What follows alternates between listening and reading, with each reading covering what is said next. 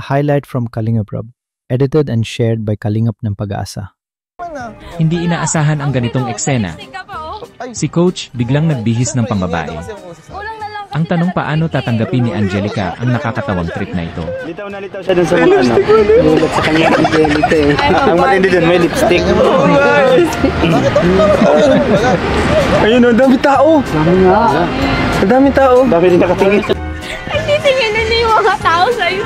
Kaya ako sila. Ganito yung mga bagong astig kasi na forma. Kala mo kung sino? Kala ko kasi Beshi ka. Punta natin. Ganda. Tsura mo yan. Bakit? Okay to. Ito yung sabi ko sa Beshi. Ito yung uso ngayon. Kulang na lang, bigyan kang wiki para maging babae ka. Gusto mong... Hindi. Pero okay naman. Okay naman. Dito ako konti ang tao. Mas okay dito. Ano ba tayo dito? Taas mo ba kasi yung short mo? Wag!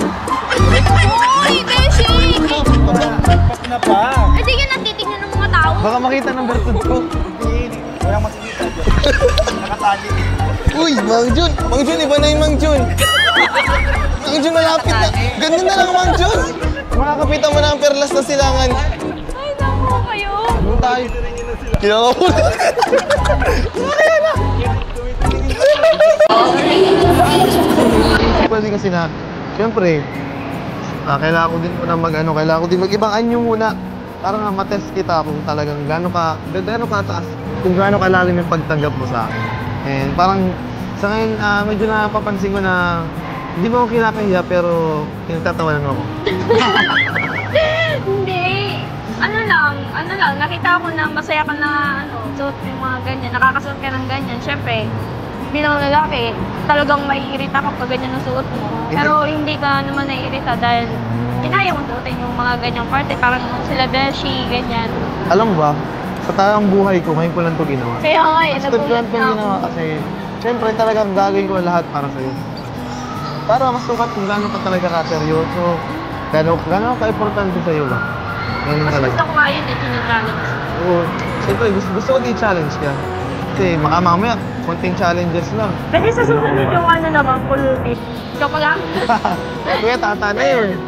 Mahirap na yun. Pero, masaya ako kasi di mo ako nangyaya. Kahit ganito Tapos lang. kita talaga ako dyan sa shirt mo, kulay pink. Gusto mo, say na lang. Si Beshi talaga na gano'n. Ikaw kasi, ba't kasi sama ka dun sa dalawang yun? Hindi kasi, nagtanong ako sa kanya. Kung ano magandang gawin para mas makilala pa yung tao. And ito yung sinadya sa akin. Ito, magsuot ako pang babae, challenge lang ito. Pero, feeling ko naman, naging effective naman yung binigay ni Beshi. Kahit na, grabe, iyang-iya na ako talaga. Hindi, okay lang. Pinagtitinginan na ako. Daming tumitingin, eh. Uy! Ano ba yun? Dami yung tumitingin, Hindi, nakakagya. okay lang yun, huwag kang mahiya. Alam mo naman, first time ko lang to. Naiilang, medyo... Isang highlight na puno ng tawa at kilig mula sa Rachel. Ganyan na yung role mo. Pero tanong, kung ikaw si Angelica, okay lang ba sa'yo na magpangbabae si Coach? Ay!